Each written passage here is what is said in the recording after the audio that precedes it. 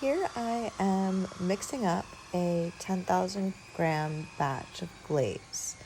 So I've already put all the materials into the water, and now I'm mixing it with a drill that has, I think that's called a plunger.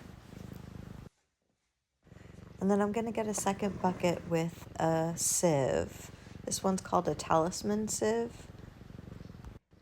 And I'm going to take a minute to get this all organized so everything's in place. You notice the heavy bucket is up on another bucket, so there's kind of easy leverage. And then I set the other sieve up so the handle's out of the way and I have an easy access to pour it straight into the middle.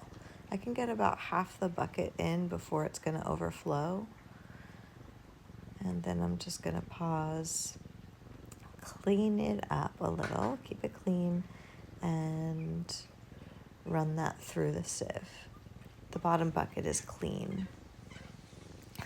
Just FYI, clean your buckets. Okay, and then the rest of the glaze will go through.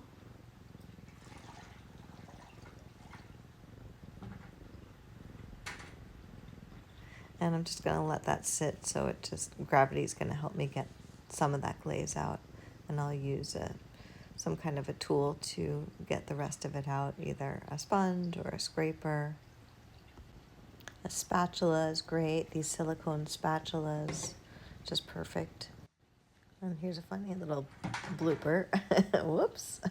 Luckily, I knocked it right back into position. That was very lucky.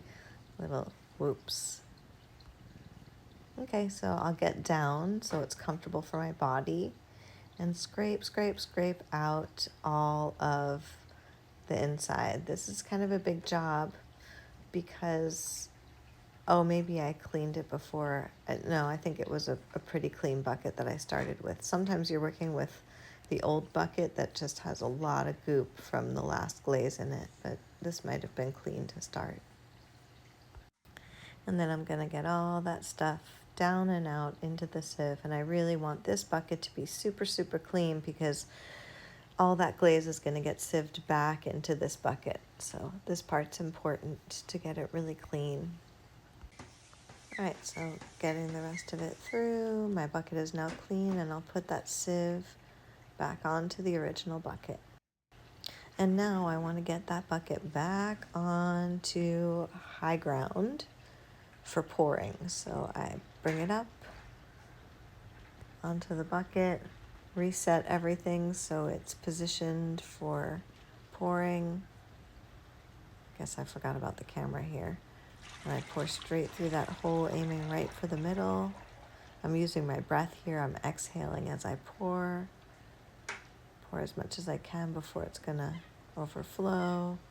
And here I'm doing like a two-handed thing where I'm pouring with one hand and sieving with the other. Too bad you can't see it. Okay, there we go. I figured it out. And now same thing. I want to use my spatula, clean that all out, get every last little bit of it in through the sieve. And you can use any tool you want, whatever works best for you. I'm using the spatula this time, but sometimes I'll use a big sponge or something, and just, as long as the sponge is clean, you can just squeeze the water through, squeeze a little bit of glaze and water out. And looks like that's clean enough for me. I'll use this spatula again as I try to get all that material to go down and through, so I'm not losing anything, and I'm leaving the sieve clean for myself the next time I want to use it.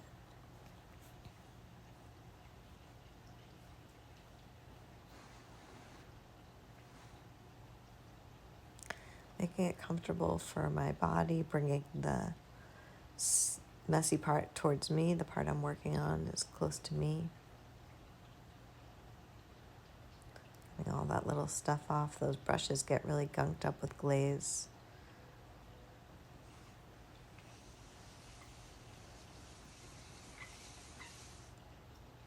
So usually after I do this a bunch, then I will go back with a damp sponge and use the sponge to clean off my tool and get all the rest of the stuff off of the sieve and down into the bucket where I want it to be.